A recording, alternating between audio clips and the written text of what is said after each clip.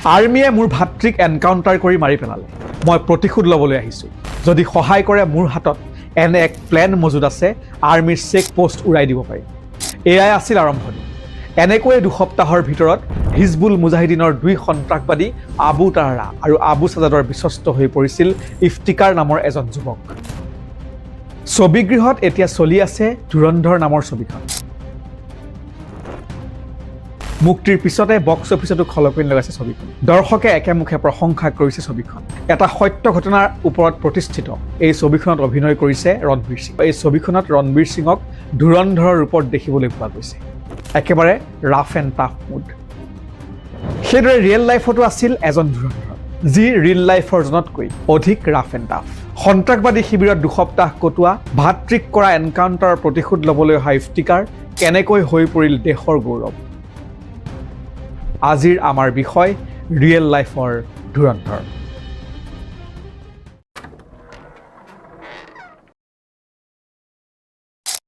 ঘটনাৰ স্থান শ্ৰীনগৰ। প্ৰচণ্ড ঠাণ্ডা। এটা সৰু ঘৰৰ ভিতৰত সন্ত্ৰাসবাদী আবু তাৰা, আবু সাজাদ আৰু আমি ইতিমধ্যে উল্লেখ কৰা সেই যুৱকজন ইফতিকাৰ। সেই সময়ত কাশ্মীৰত হিজবুল মুজাহিদিনৰ সন্ত্ৰাসবাদী কাৰ্যকলাপ দিনে দিনে বাঢ়ি গৈছিল আৰু এই সমূহ ঘটনাৰ অন্যতম মাষ্টাৰ মাইণ্ড আছিল আবু তাৰা আৰু সাজাদ, যি হৈ পৰিছিল ভাৰতীয় সেনাৰ বাবে মূৰৰ কামোৰণি স্বৰূপ। কিন্তু দুয়োটা সন্ত্ৰাসবাদী ক'ত আছিল তাৰ কোনো সম্ভেদ নাছিল ভাৰতীয় চোৰাংচোৱাৰ হাতত। পিছে ৰ'ব, আমি ইতিমধ্যে উল্লেখ কৰা সেই নিৰ্জন ঘৰটোৰ ভিতৰত সেই সময়ত ইফতিকাৰে পাকঘৰত কাৱা বনাই আছিল আৰু আনটো কোঠাত আবু তাৰা আৰু আবু সাজাদে সৰু সৰুকৈ বিশেষ কিছু পৰিকল্পনাৰ কথা আলোচনা কৰি আছিল। ইফতিকাৰে এখন ট্ৰেত 3 কাপ কাৱা লৈ ৰুমটোৰ ভিতৰত সোমাই যায়। ইফতিকাৰে তেনেকৈ যোৱা দেখি সন্দেহ উপজে 2 সন্ত্ৰাসবাদী আবু তাৰা আৰু আবু সাজাদৰ। ইফতিকাৰৰ ফালে পিষ্টল টোৱাই আবু তাৰাই প্ৰশ্ন কৰে, আচলতে তই কোন? হাতত থকা ট্ৰেখন তলত ৰাখি ওপৰলৈ হাত দুখন দাঙি ইফতিকাৰে কয়, ইতিমধ্যে মই সকলো কথা আপোনালোকক কৈছোৱেই। এতিয়াও যদি মোৰ ওপৰত বিশ্বাস হোৱা নাই তেন্তে মোক গুলিয়াই দিয়ক। মোৰ আৰু বেলেগকৈ ক'বলৈ একো নাই। মই মোৰ ভাতৃ হত্যাৰ প্ৰতিশোধ ল'বলৈ আহিছোঁ আৰু সেই প্ৰতিশোধৰ জুইকুৰা মোৰ বুকুত জ্বলি আছে। তেনেকৈ কোৱাত আবু তাৰা আৰু আবু সাজাদে ইটোৱে আনটোৰ ফালৈ চায়।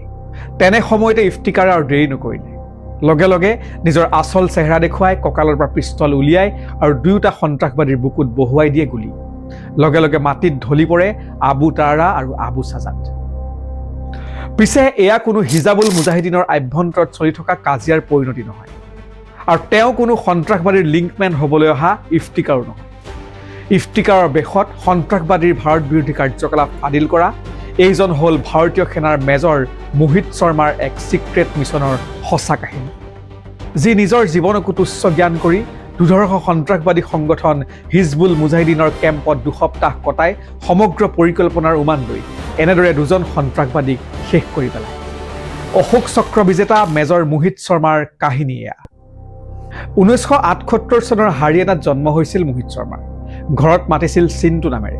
দিল্লী পাব্লিক স্কুলৰ পৰা শিক্ষা জীৱন আৰম্ভ কৰা মোহিত শৰ্মাই মহাৰাষ্ট্ৰত ইঞ্জিনিয়াৰিং পঢ়িবলৈ আহে, কিন্তু বুকুত পুহি ৰাখিছিল ভাৰতীয় সেনাত যোগদানৰ সপোন। গতিকে ঘৰত নোকোৱাকৈ ইঞ্জিনিয়াৰিং আধাতে এৰি যোগদান কৰে নেশ্যনেল ডিফেন্স একাডেমীত আৰু চাকৰি হিচাপে প্ৰথম 1999 চনত মাদ্ৰাছ ৰেজিমেণ্টৰ 5ম বেটেলিয়নৰ লেফটেনেণ্ট হিচাপে সেৱা আগবঢ়াবলৈ সুযোগ লাভ কৰে মোহিতে। 13 ডিচেম্বৰ 2001 চন সন্ত্ৰাসবাদীৰ দ্বাৰা ভাৰতৰ সংসদ ভৱন আক্ৰমণ। ইয়াৰ প্ৰতিশোধত ভাৰতীয় সেনাই আৰম্ভ কৰে অপাৰেশ্যন পৰাক্ৰম। মোহিতৰ ইউনিট কাশ্মীৰত আছিল কাৰণে সন্ত্ৰাসবাদীৰ বিৰুদ্ধে অভিযানত অংশ লয়। পুঞ্চ ৰাজৌৰি ছেক্টৰত পেৰা SF কামাণ্ডোৰ সৈতে অভিযানত যোগ দিয়ে মেজৰ মোহিত শৰ্মাই। আৰু সন্ত্ৰাসবাদীৰ বিৰুদ্ধে মোহিত শৰ্মাৰ পৰাক্ৰম দেখি সেই সময়ৰ ভাৰতীয় সেনাৰ প্ৰমুখ সুন্দৰজন পদ্মনাভনৰ দ্বাৰা সন্মান লাভ কৰে। কিন্তু এই কাহিনী ইয়াতে শেষ নহয়। 2003 চনত মোহিত শৰ্মাই পেৰা স্পেচিয়েল ফ'ৰ্চত কামাণ্ডাৰ হিচাপে যোগদান কৰে। 2004 চনৰ মাজভাগত ভাৰত পাকিস্তানৰ সীমান্তত উত্তেজনা অধিক বৃদ্ধি পাবলৈ আৰম্ভ কৰে। সেই সময়ত মোহিতলৈ আদেশ আহে যে তেওঁ শীঘ্ৰে কাশ্মীৰলৈ যাব লাগে। সেই সময়ত কাশ্মীৰত হিজবুল মুজাহিদিনৰ সন্ত্ৰাসবাদী কাৰ্যকলাপ চৰম পৰ্যায়ত আছে। সেনাৰ কেম্প ধ্বংসৰ পৰা অন্যান্য সন্ত্ৰাসবাদী কাৰ্যকলাপলৈকে চোৰাংচোৱাই খবৰ দিয়ে ঠিকনা লাভ কৰা গৈছে আবু তাৰা আৰু সাজাদৰ। LOC পাৰ হৈ ভাৰতত কুটাঘাতমূলক কাণ্ড সংঘটিত কৰাৰ বিশেষ প্লেন সাজু কৰি আবু তাৰাৰা আৰু আবু ছাজাদে বিশেষ স্থানলৈ গতি কৰিছে। মিছন আছিল অতি স্পৰ্শকাতৰ। ভাৰতীয় সেনাই এই সমগ্ৰ মিছনৰ দায়িত্ব দিয়ে মেজৰ মোহিত শৰ্মাক। লগে লগে নিজৰ পৰিচয় সলনি কৰি মোহিত শৰ্মাই ইফতিকাৰ ভাট নাম লয় আৰু প্ৰস্তুত কৰে এক বিশেষ কাহিনী।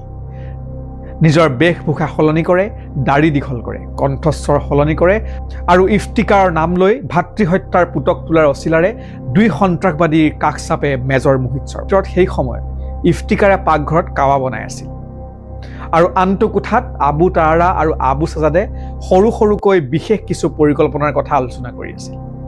ইফতিকাৰে এখন ট্ৰেত 3 কাপ কাৱা লৈ ৰুমটোৰ ভিতৰত সোমাই যায়। ইফতিকাৰে তেনেকৈ যোৱা দেখি সন্দেহ উপজে 2 সন্ত্ৰাসবাদী আবু তাৰাৰা আৰু আবু ছাজাদৰ। তেনে সময়তে ইফতিকাৰে আৰু দেৰি নকৰিলে।